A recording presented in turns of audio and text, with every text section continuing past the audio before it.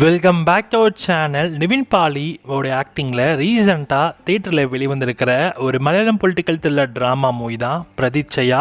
இந்த படத்தோட தமிழ் வெர்ஷன் இப்போ உங்களுக்கு ஜியோ ஹாட்ஸ்டாரில் அவைலபிளாக இருக்குது. மலையாளம், தமிழ், தெலுங்குன்னு மல்டிபிள் லாங்குவேஜஸில் இந்த படத்தை ஸ்ட்ரீம் பண்ணியிருக்காங்க.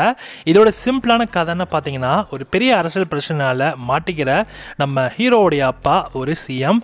ஸோ அவங்க அந்த ஒரு பிரச்சனையில் மாட்டினதுனால பாலிடிக்ஸ்க்கு சுத்தமாக சம்மந்தமே இல்லாமல் இருக்கிற நம்ம நிவின் பாலி ஒரு டெக்கி காய். இப்போ நிவின் பாலி அரசியலுக்கு உள்ள வர இதுக்கப்புறம் இந்த கதையில் நடந்த சம்பவங்கள் என்ன அண்ட் மாற்றங்கள் என்ன அப்படின்றது தான் இந்த படத்தோட கதையாகவே இருக்கு.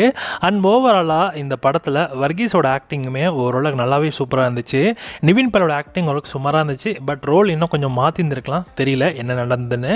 பட் ஆனால் இந்த படம் வந்து ஜஸ்ட் ஃபார் எப்படி சொல்கிறது, அளவுக்கு இல்லை, ரொம்ப பழைய டம்ப்ளேட் தான். ஸோ அந்த அளவுக்கு தான் இருக்குது. அண்ட் ஸ்லோ பேசிங் இந்த படத்தில் நிறைய இருக்குது. ஏன்னா ஸோ அது இருக்குது, பொறுமை இருந்தால் மட்டும் இந்த திரைப்படத்தை ட்ரை பண்ணலாம். அதை தாண்டி ஸோ உங்களுக்கு ரொம்ப ஒரு ரேசியாக வேணும், ஒரு மாதிரி நல்லா இன்ட்ரெஸ்டிங் எங்கேஜிங்காக போகணும் அப்படின்னா நீங்கள் இந்த படத்தை தாராளமாக ஸ்கிப் பண்ணிக்கோங்க. அண்ட் இந்த படம் தியேட்டரில் ஓடாததுக்கான காரணம் என்னன்னு கேட்டால், கண்டிப்பாக இந்த படத்தோட ஸ்க்ரீன் ப்ளேசிங் எலமெண்ட்ஸ் தான் ரொம்பவே ஸ்லோ பேசிங்காக இருந்துச்சு.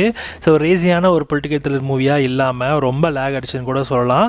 ஸோ அந்த லெவலுக்கு தான் அந்த தியேட்டர் மூமெண்ட்ஸுமே வந்து அந்தளவுக்கு பெருசாக இல்லைன்ற மாதிரி சொல்லப்படுது.